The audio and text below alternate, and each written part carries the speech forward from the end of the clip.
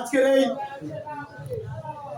ধর্মদী বাজারের অফিস উদ্বোধনী অনুষ্ঠানের আজকের প্রধান আকর্ষণ আমাদের সহযোদ্ধা, আমাদের বড় ভাই তারেক রহমানের অত্যন্ত স্নেহস্পদ আন্তর্জাতিক মানের বিএনপি নেতা, বাংলাদেশ জিয়া সাইবার ফোর্সের কেন্দ্রীয় সাবেক সভাপতি এবং তারেক রহমানের সাথে আমাদের ভাঙার কৃতি সন্তান হিসেবে আমরা যাকে নিয়ে গর্ব করি। আমাদের বৃহত্তম ফরিদপুরের মধ্যে যেমন বিএনপির মন্ত্রী ছিলেন আমাদের চৌধুরী কামাল ইউসুফ সাহেব, বিএনপির মন্ত্রী ছিলেন কে এম ওবায়দুর রহমান সাহেব। এরপরে যেমন কেন্দ্রীয় নেতা হিসেবে জন্ম হয়েছে আমাদের অভিভাবক আমাদের নেতা শহীদ ইসলাম বাবুল ভাইয়ের, সেই একই সূত্রে কথা দেশটা তারেক রহমানের সুযোগ্য স্নেহস্পদ নেতা আমাদের বড় ভাই আলমগীর কবির ভাই, সেই সূত্রের কথা একইভাবে রাজনীতি করে আসছেন আমাদের আরেক বড় ভাই, আমাদের সহযোদ্ধা, আমাদের অভিভাবক সমতুল্য ভাই জনাব জুল আহমেদ ভাই। আপনাদের সামনে বক্তব্য রাখবে জনাব জুল আহমেদ ভাই।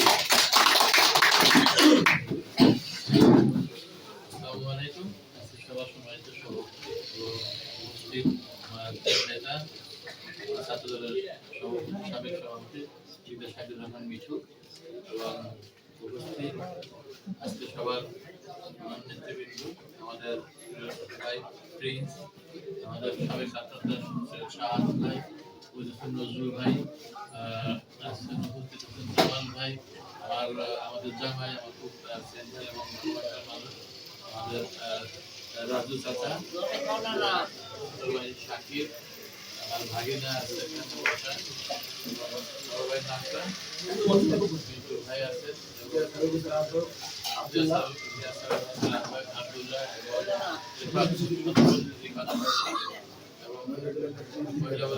মহিলাদের নেত্রী আছেন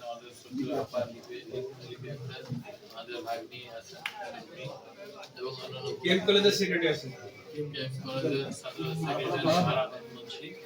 সহ আমাদের বড় ভাই আছেন, উনি শিক্ষক এবং সাবেক নেতা, উনি ঢাকাতে শিক্ষকতা করেন। আমাদের বড় ভাই মাসুদ ভাই, উনিও শিক্ষক, অন্যান্য নেতৃবৃন্দ, আসসালামু আলাইকুম। আপনারা জানেন এখন আমাদের নির্বাচনের মৌসুম চলছে, তো আমরা আমাদের কাজ হলো নির্বাচনী কাজ, ক্যাম্পেইন নিয়ে কাজ করা। আজকে আমাদের একটাই উদ্দেশ্য, আমাদের এই অফিস উদ্বোধনের একটাই উদ্দেশ্য যে আমাদের এখানে বিভিন্ন জায়গা থেকে মানুষ আসবে। আমাদের একমাত্র আশা আকাঙ্ক্ষার প্রতীক ধানের শীষ। এই ধানের শীষ হলো রক্ষার প্রতীক, এই প্রতীক জিয়া রহমানের প্রতীক, এই ধানের শীষ খালেদা জিয়ার প্রতীক, এই ধানের শীষ তারেক রহমানের প্রতীক, এই প্রতীক প্রত্যেকটা আমাদের আসনের নেতাদের প্রতীক এবং আপামর জনসাধারণের প্রতীক। আমাদের এই প্রতীককে বিজয়ী করা আমাদের ইমানি দায়িত্ব। আপনারা যারা বিভিন্নভাবে কথা শুনেছেন যে এই জায়গায় ভোট দিলে পরে আপনি ভেস্তে পাবেন, এই জায়গা দিলে পরে দোজক পাবেন, এইগুলো হলো নাফরমানি কথা। এগুলো যারা ইসলামে বিশ্বাসী, যারা নামাজ পড়ে, নামাজ কালাম বিশ্বাসী, নবীর উম্মত, তারা এগুলো কোনোদিনই বিশ্বাস করবে না। তারা একটা ভাওতাবাজি নিয়ে আসছে। একজন নিরীহ মানুষ, দেশের খেটে খাওয়া মজুর এবং আমাদের মা বোনদের বাড়ি বাড়ি গিয়ে তারা বলতেছে যে দাড়িপাল্লায় ভোট দিলে আপনি বেচতে পাবেন। নাউজুবিল্লাহ। বেচতে দেওয়ার মানুষ একমাত্র আল্লাহ এবং আপনার কর্মের মাধ্যমেই আপনাকে ভালো জায়গায় যেতে হবে। অতএব আপনারা কারোর কথা শুনবেন না। আপনাদের উদ্দেশ্য একটাই, আপনারা এমন একজন নেতা পেয়েছেন যারা শহীদ ইসলাম বাবুল, এই বাবুল ভাই সম্পর্কে আমি একটু কথা বলি, তাহলে আপনাদের চিন্তার সুবিধা হবে। আমি যেহেতু বিগত 17 বছর আমি লন্ডনে বসবাস করি, আমার শতবার আমার প্রিয় নেতা জনাব তারেক রহমানের সাথে হাত মেলানোর সুযোগ হয়েছে। আমি অসংখ্যবার তার সাথে বুক মিলিয়েছি, অসংখ্যবার তার সাথে কথা বলার সুযোগ হয়েছে, এমনকি তার একদম বাসায় ঘরে ডাইনিং খাবার সুযোগ হয়েছে।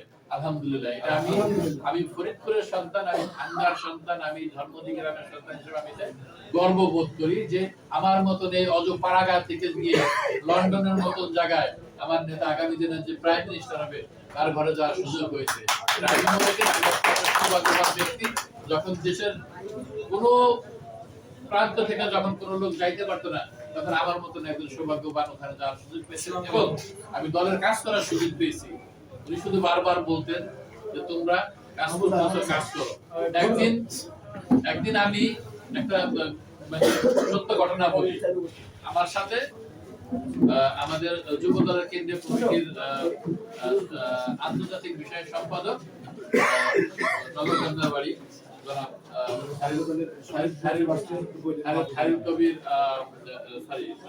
খায়রুজ্জামান লিঙ্কন আর আমি দুইজন গেছি ভাইয়ের সাথে দেখা করার জন্য। সাথে আমাদের ডেনমার্ক বিএনপির এক লোক আছিলেন, ইউরোপের আর অস্ট্রেলিয়া বিএনপির প্রেসিডেন্ট সম্পাদক রাশেদ ভাই, আমি বড় ভাই। তো আমি তখন আমাদের শামা আপা আমাদের সাংগঠনিক দায়িত্বে আছেন, বিভাগীয় দায়িত্বে। তারপর আমি ভাইয়াকে বললাম আপনি জিজ্ঞেস করতে বলবা। আমি সাধারণত ওনার সামনে গেলে কথা বলি না, সালাম বিনিময় করে দাঁড়াই থাকি। আর আমি কাজে বিশেষ সবসময় কাজই করতাম। তো একদিন বলে তুমি কিছু বলবা, মনে হচ্ছে কিছু বলতে চাচ্ছ। তো আমি বললাম যে ভাইয়া আমার একটা আপনার প্রতি আমার একটা নিবেদন থাকবে, এটা হলো আমার নেতা শহীদ ইসলাম বাবুল ভাই। আমি ওনার রাজনীতি করেছি, উনি আমাকে নেতা বানিয়েছেন এবং অসংখ্য নেতৃবৃন্দ, অসংখ্য নেতা কর্মী যারা আছে ওনার ছায়া তলে আছেন। ওনাকে যদি আপনি কোনো পদ, উনি কিন্তু ছাত্র দলের ভাইস প্রেসিডেন্ট হওয়ার পরে দীর্ঘদিন কোনো পদবি ছাড়া ছিলেন ওই সময়কার কথা। তখন আমি বললাম যে ওনাকে যদি আপনি নেতৃত্ব কোনো স্থানে দেন, যোগ্য মানুষ, সাংগঠনিক মানুষ, তাহলে আমার মনে হয় আমাদের রাজনীতি করাটা আর সহজ হবে। তো উনি বললো যে সরাসরি একদম এইভাবে বললো যে তোমরা তোমাদের কাজ করো, বাউলের দায়িত্ব আমার উপরে দাও। আমি বাউলকে দেখি আমার ওই দিনের কথা পরে আমার আর দ্বিতীয়বার বলতে হয় না।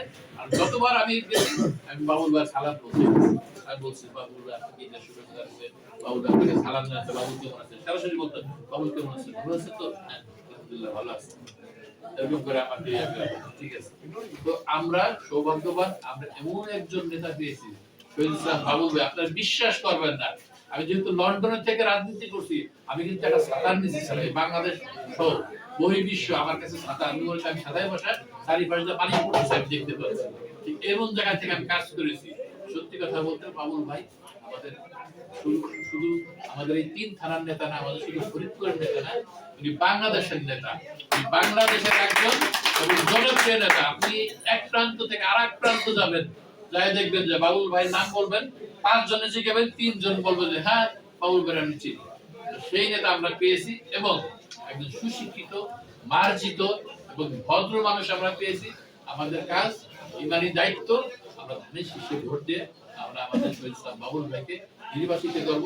এবং আমি বিশ্বাস করি, আমি মনে প্রাণে বিশ্বাস করি শহীদ ইসলাম বাবুল ভাই এমপি নির্বাচিত হলে ইনশাআল্লাহ বিএনপি ক্ষমতা আসবেন, বাংলাদেশের মানুষের খেদমত করার সুযোগ পাবেন এবং শহীদ ইসলাম বাবুল ভাইকে একটা মন্ত্রণালয়ের দায়িত্ব দেবেন। আমি মনে করি যে পরিমাণ ভালোবাসার, যে পরিমাণ স্নেহ জনাব তারেক রহমানের স্নেহ বাবুল ভাইয়ের প্রতি আছে, আমি মনে করি ওনাকে কোনোভাবে বঞ্চিত করবে না। এবং আমরা এতটুকু শুধু বলবো যে এই বাংলাদেশের জন্মের পরে আমরা কোনো মন্ত্রিত্ব পাইনি, আমরা কোনো এরকম সুবিধা পাইনি। আমি বিশ্বাস করি ওনাকে নির্বাচিত করেন, উনি মন্ত্রী হয়ে আসবেন এবং এটা আমাদের এলাকার জন্য গর্ব, ইনশাআল্লাহ, বাংলাদেশের গর্ব। এবং আমি এতটুকু বিশ্বাস করি যে আমরা কৃষি নির্ভর এলাকা দেখবেন। আর আমাদের নেতার যে কথা, যে আমরা প্ল্যান নিয়ে আসছি, উনি স্টাডি করছেন, ইউরোপের থেকে শুরু করে সারা পৃথিবীর ভালো ভালো জিনিস দেখছেন যে কিভাবে রাজনীতিটা করতে হয়, কিভাবে মানুষের দোরগোড়ায় যাইতে হয়, কিভাবে মানুষের সুস্থ রাখতে হবে, কিভাবে মানুষের মঙ্গল কামনা করতে হবে, সেই ধরনের প্ল্যান নিয়ে আসছেন। একদম তৃণমূল থেকে নিচ পর্যন্ত, উপর পর্যন্ত উনি মানুষের কাছে থাকবেন ইনশাআল্লাহ। হ্যাঁ, তো উনি এই প্ল্যানের ভিতরেই ওনার 2টা উল্লেখযোগ্য জিনিস আছে। একটা হচ্ছে ফ্যামিলি কার্ড। ফ্যামিলি কার্ড পাবে কারা? কোনো পুরুষ মানুষকে দেওয়া হবে না, কারণ পুরুষ মানুষ কোনো না কোনো ভাবে কাজ করবে, ব্যবসা বাণিজ্যের সাথে জড়িত থাকে। এই ফ্যামিলি কার্ড দিবেন আমাদের মা বোনদেরকে, আমাদের খালাদেরকে, যারা বাড়িতে থাকেন, যারা কর্ম করেন, অনেক আছে কাজ নাই, বাসায় রান্না বান্না করে, তাদের বাচ্চা লোক আপনার দেখাশোনা করে। হ্যাঁ, অসচ্ছল পরিবার, সচ্ছল পরিবার, সব পরিবার পাবে। এটা শুধু পাবে না ধরেন যারা একদম গুলশান বানানি বা অন্য জায়গায় বসবাস করে, বাট প্রান্তিক লেভেলে, গ্রাম্য লেভেলে সব জায়গায় এই ফ্যামিলি কার্ড দেওয়া হবে মহিলাদের। এই ফ্যামিলি কার্ডের যে কি থাকবে, 2 থেকে 2,500 টাকা থাকবে, যেটা দিয়ে এই একজন মহিলা সামান্য কিছু আপনার বীজ কিনা সে 2টা ফসল ফলাইতে পারবে, সে কিছু শাকসবজি চাষাবাদ করতে পারবে, সে 2টা মুরগি পালতে পারবে, সে 2টা হাঁস পালতে পারবে, সে একটা ছাগল কিনতে পারবে, এবং এইভাবে আস্তে আস্তে আস্তে আস্তে সে স্বাবলম্বী হইতে পারবে। তো এই কার্ড এমন না যে কার্ডটা আজকে দিছি 5 বছরের জন্য শেষ না, এই কার্ড প্রতি মাসে আপনি এই টাকাটা পাবেন ইনশাআল্লাহ। এবং কৃষকদের জন্য কৃষকের কার্ড থাকবে, সেই কার্ডের ভিতরে আপনি কিভাবে দেন, আপনার 10 মণ পাট হবে, আপনার 10 মণ ধান হবে, আপনি কি করবেন এই ধান পুকুরে নিয়ে বেচতে যাবেন, অন্য বাজারে নিয়ে বেচতে পারবেন। আপনি যারা দেখবেন যে একজনের কাছে বেচতে গেছেন, বাজার মূল্য আছে 1,000 টাকা, আপনারা ধরাই দেবে 800 টাকা, আপনি 200 টাকা লস করলেন। এই কার্ডের মাধ্যমে আপনি ওই 1,000 টাকার মূল্যের আপনার ফসলের মন আপনি 1,000 টাকাই পাবেন, আপনাকে 200 টাকা কমতে হবে। যে 200 টাকা মাঝখান থেকে আরেকজনের ব্যবসা করে যেত, সেই ব্যবসা করার তার সরাসরি আপনি কৃষক লাভবান হবেন। অতএব এইভাবে কৃষকের আরো সুযোগ সুবিধা, এটার মাধ্যমে আপনি বীজ পাবেন, কৃষকের কার্ডের মধ্যে আপনি আপনার ন্যায্য মূল্য পাবেন, কৃষকের কার্ডের মাধ্যমে আপনি অন্যান্য সুযোগ সুবিধা পাবেন, ব্যাংক লোন পাবেন, আপনার যে যদি কোনো আপদে বিপদে পড়েন আপনি এই আপনার উপস্থিতি নিয়ে যে আপনি সংশ্লিষ্ট জায়গায় গেলে আপনি তার জন্য সুরক্ষা পাবেন। তো আমরা মনে করি যে আগামী দিনে আপনাদের কাছে আমার অনুরোধ রইল, আপনারা আমার গ্রামের লোক, অন্যান্য দূর দূরান্ত থেকে আসছেন, আপনারা আগামী দিনে বাবুল ভাইকে ভোট দিয়ে জয়যুক্ত করবেন। এই ধানের শীষকে জয়যুক্ত করা মানে বাংলাদেশের সার্বভৌমত্ব এবং অন্যান্য সবকিছুতেই আমরা স্ট্রং জায়গায় পৌঁছে দিয়ে যেতে পারবো ইনশাআল্লাহ। তো সার্বভৌমত্ব রক্ষায় ধানের শীষে ভোট চেয়ে আপনাদের কাছে আমার সংক্ষিপ্ত বক্তব্য শেষ করছি। আল্লাহ হাফেজ। বাংলাদেশ জিন্দাবাদ, বাংলাদেশ জিন্দাবাদ। আমাদের নেত্রী বেগম খালেদা জিয়া অমর হোক, শহীদ রাষ্ট্রপতি জিয়া রহমান অমর হোক, তারেক রহমান জিন্দাবাদ জিন্দাবাদ। এবং আজকের অনুষ্ঠান এখানে সমাপ্ত করছি। আপনারা সবাই উপস্থিত হয়েছেন এবং আপনাদের কাছে আমি চিরকৃতজ্ঞ। আপনারা আমাকে যে ভালোবাসা দিয়েছেন, আমি আপনাদের কাছে ঋণী থাকবো, এবং আমার যদি কখনো সুযোগ থাকে আমি আপনাদের পাশে থাকবো। আমি কথা দিয়ে গেলাম, আমার কোনো লোভ লালসা কোনো কিছুই নাই, আমার কোনো জনগণের কোনো কিছু আমার ইচ্ছা নাই। পারলে আমি সাধারণ জনগণের পাশে আমি সারা জীবনে আমি থাকবো।